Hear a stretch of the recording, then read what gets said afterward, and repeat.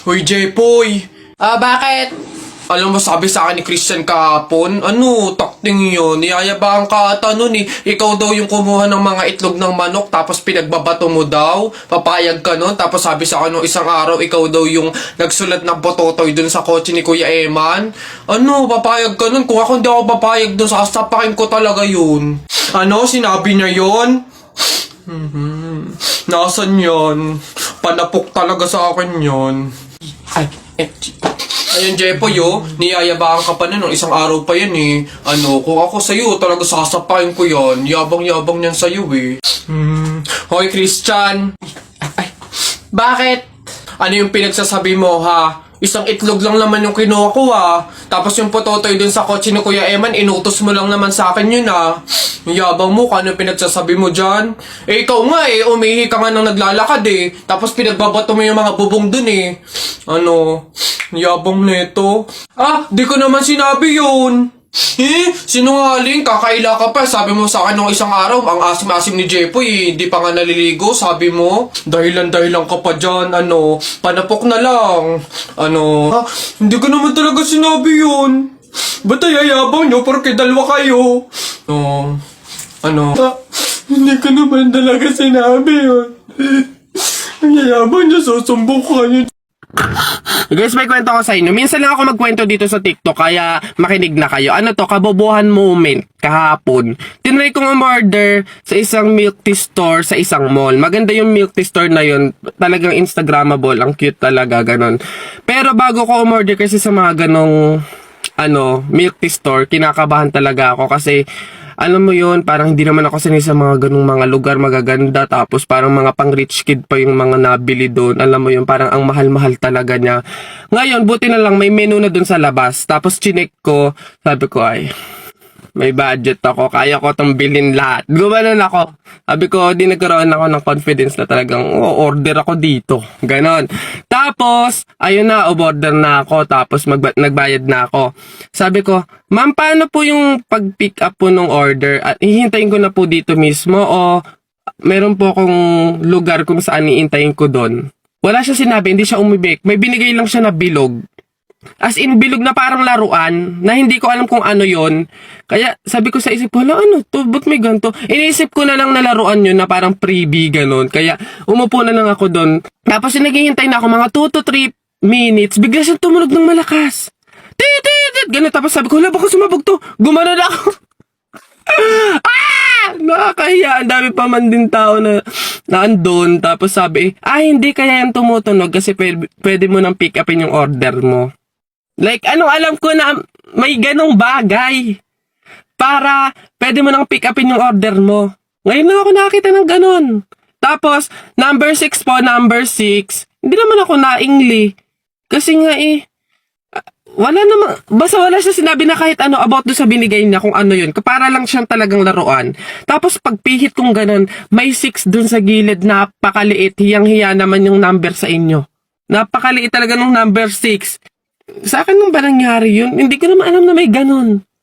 Imagine mo, bigla na lang siyang tumunog na ganon. Tapos talaga nagpanik ako doon, nagtinginan yung tao, tapos nagtatawanan pa yung iba. Nakala mo naman di ko nakikita. Bakit ba? Ngayon ko lang nakita yun. Yabong niyo dyan Sa mudawa, ruta. Hay! Mga bata kayo, alauna na ng hapon. Magsitulog na kayo. Hala, Nay, di pa ako inaantok eh. Oo nga, Nay, bukas na lang. Ayan. Kaya hindi kayo mga nalaki, puro kayo laro eh. Matulog kayo doon. Sinasabi ko sa inyo kung ayaw nyo mabuntal. Ba yun? Babantayan ko kayo ha. Sinasabi ko sa inyo.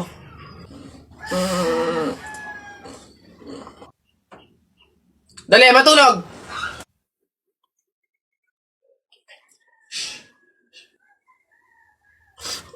Ay!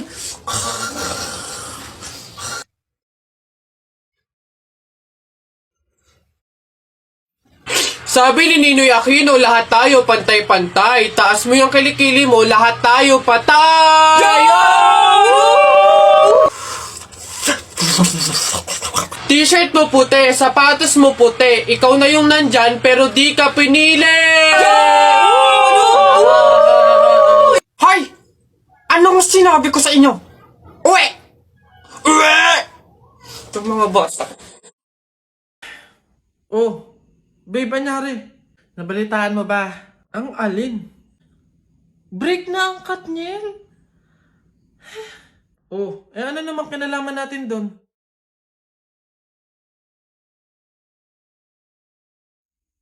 Huh? What? 11 years, babe, oh. 11 years. Naghiwalay. Tayo pa kayang 1 year pa lang? Lo, babe, bakit mo naman dinadama yung relasyon natin dun? Maghiwalay na tayo. Jo, ano? Ayaw mo na? Pagod ka na? Oo! Pagod na ako! Ay, ang galing mo dun, babe. Goods yan. Sabi sa'yo eh. Ikaw talaga. Sige na, babe, kumain ka na dun. Bumalik ka na lang dito mamaya. Ano na naman yung kapalit kapag binalakan kita? Titigil na naman yung bundo ko sa'yo? Ilang taong buhay ko na naman ang sasayangin ko. Oo. Hey! Teka nga, bakit mo ba iniiba yung usapan? Makikipag-break na nga ako sa'yo eh. Totoo na ba yun, babe? Hindi ba yun biro-biro lang? Oo, seryoso ako. Sige. Ikaw at ako, sa mundo, buhay, at sa limitadong oras na tayo ay nandito. Ang pagmamahal ko sa'yo ay walang hanggan at walang katapusan. Galing mo dun, babe. Love you na. Babe, happy Mansari, hindi ba ako babatiin? First Mansari natin ngayon, no? Nakakatampo ka naman, ha? Tapos meron pa akong regalo sa'yo, oh. Mansari, alam ko. O, di ba butas yung panty mo? O, ba't hindi na lang yun yung pinabili mo ng mga yan, ha? Alam na, butas yung mga panty na yung mga regalo pa naisip bilhin. Babe, naambol pa silong naman ako. Di ba may payong kang sayo? Ang sabi ko kasi sayo, magdala ka ng payong kasi uulan mamaya. O, tama, wala ka tuloy magamit. Ang hirap kasi sa inyo, gusto nyo lagi yung sweet moment, yung makikisukob kayo sa amin. Hindi to kay drama. Bahala ka sa buhay mo. Babe, ano ba? Kanina pa ako nagugutom, kumain na tayo. Ay nako, tapos ako kumain. Ikaw kanina pa kita inaaya kumain, ayaw mong arte mo. Gusto mo kasi lagi yung mga may sweet moment pa, bebe pam. Ikaw yung unang susuyuin kumain. Tapos, sabahin mo ako. Arte nyo, bahala ka, magutom ka dyan. Basta kahapon, pumunta ka. Aray, nakagat ko yung dila ko, ang sakit. Hala, bigay ka ng number, bilis. Ha? Number 4. A, B, C, D. Hala, letter D. Ibig sabihin, naiisip ka ni letter D. Si Dodong yan na. Yung crush mo? Nay! Hindi naman. Hindi ko na naman crush yun. Asim-asim ni Dodong eh. Ikaw nga, tinan mo yung ano mo, yung ilong mo nagpapawis. Ibig sabihin daw niyan, selosa eh. Nagsiselos ka siguro pag may kalarong iba si Mark Jun, no? Hindi naman ako selosa. Anong pakay ko kung may kalaro ng iba si Mark Jun? Andyan pa naman si Tep-Tep. Ano ba yun? Hay, kaya ano yung mga pinag-uusapan ninyo? Kababata pa'y kumikiringking na kayo, ha? Hindi pa nga ata marunong magbasa't magsulat eh, lumalantod na. Uy! Nak? Oh, Nay, bakit? Mamaya, ilabas mo yung mga sopas at dadalaw daw dito sa burol ng lolo mo si Ate Telay mo. Ha? Si Ate Telay ma, yung ang anak is si Jacob? Oo, bakit? Naku, Nay, crush na crush ko yung dati pa. Wait lang, mag-ayos lang ako. Hoy, teka. Ha? Di ba sinabi ko na sa'yo, may pamahiin. Bawal magsuklay, bawal maligo, bawal magsalamin kapag may burol. Ha? Nay, ano ba yung pamahiin na yun? Hindi pwede. Nakakaya naman pag nakita ni Jacob na ganito itsura ko. Ikaw tumigil-tigil dyan sa kakirahan mo. Sumunod ka. Nice. Uy, Mare, naku, condolence. Uy, Mare, buti, nakadalaw ka dito. Ito nga pala, anak ko si Jacob. Hello po, tita. May condolences po. Ay, naku, sige, pasok kayo, kumain kayo dun, may sopas dun. Ang hirap naman pag walang salamin. Ano itsura na ito?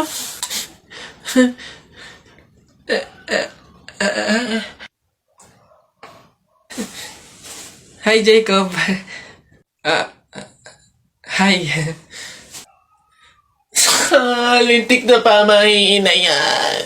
Go. Tao. Oo. Oo. Pati ng katawan ng tao. Hindi. Artista? Oo. Philippines? Oo. Channel 2. Oo. Lalaki. Hindi. Babae. Vice ganda. No. Wait lang. Sikat to. Oo. Drama. Pwede. Drama, babae, sikat. Wait lang. Wala akong kilala. Wait lang. Julia? Hindi. Barreto? Catherine Bernardo? Hindi. Bata pa? Oo. May collab team? Pwede. Liza Soberano? Pwede. Hindi. Sino to? Sino? Adriana Blantes? Hindi. A. Hindi. B.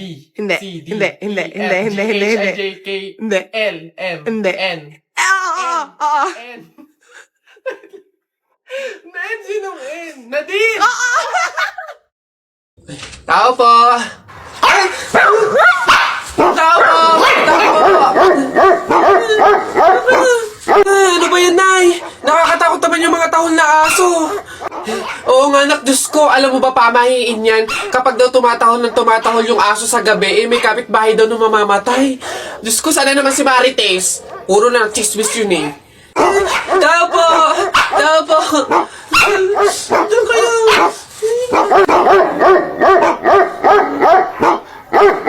Aray! Ano yun? Visit kayong dalawang mag-ina kayo. Kaya tumatahol yung aso dahil andun ako sa labas, ha? Puro kayo pamahiin. Tawag ko ng tawag, wala man lang sa inyong nagtangkang lumabas para sa akin. Ay, kuyoy lang. Puro kayo pamahiin. Nilapan ako ng aso't lahat. Aray, magbibigay lang naman ako ng ulam sana eh. Eto, aray ko. Tahol kasi ng tahol yung aso. Kala namin may mamamatay eh. Kakabagot naman. Ay, pre! May challenge ako sa'yo. Ano na naman yun? Ay, wag na nga pala. Pang tunay na lalaki nga lang pala yung mga challenge ko. Wag na lang. Bakla ka nga pala. Wag na lang. Kulit naman, sabi ko, walang bakla dito, tol. Eh, we? Sige nga, duraan mo nga yung hawakan dun sa hagdan. Dali. Ha? Yan. Ang dali-dali lang yan. Minsan, hirapan mo naman, ha? Minsan. Dali-dali. Ita mo, ha? Wait lang, ha?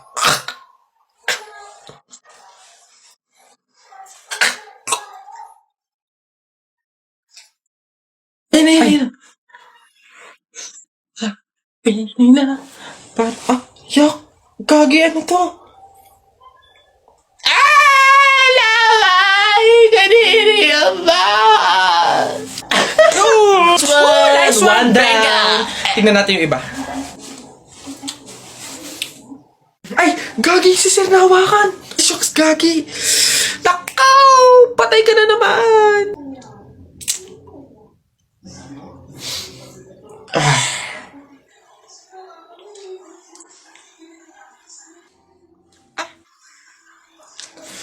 Pumunta kayo sa guidance. Balitang balita sa Radyong Sira. Kakapasok lamang po ng magandang balita, bumababa na po ang porsyento ng teenage pregnancy o ang maagang pagbubuntis ng mga kabataan. Nandito tayo ngayon upang interviewin ng ilan sa mga kabataan kung ano ang posibilidad ng pagbaba ng porsyento ng teenage pregnancy.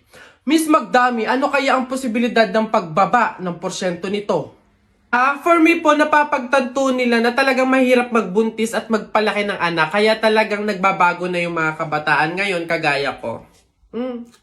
Love scars. Pwedeng ganun nga po. O dito naman, Mr. Legaspi, ano kaya sa tingin mo ang dahilan ng pagbaba ng porsyento ng teenage pregnancy? Next interview. Nasaan yung camera? Ay. Boss, sa akin naman, kagaya ko, wala akong jowa. Kaya hindi ako makatalpak ngayon. Kaya yun sa tingin ko yung dahilan ng pagbaba ng porsyento, oo. Ang daming walang jowa ngayon eh. Ayun lang, basic. Ay, ganun po ba sa tingin ko? Ay, ganun nga po. O dito naman panghuli, Miss Aquino, ano kaya ang dahilan?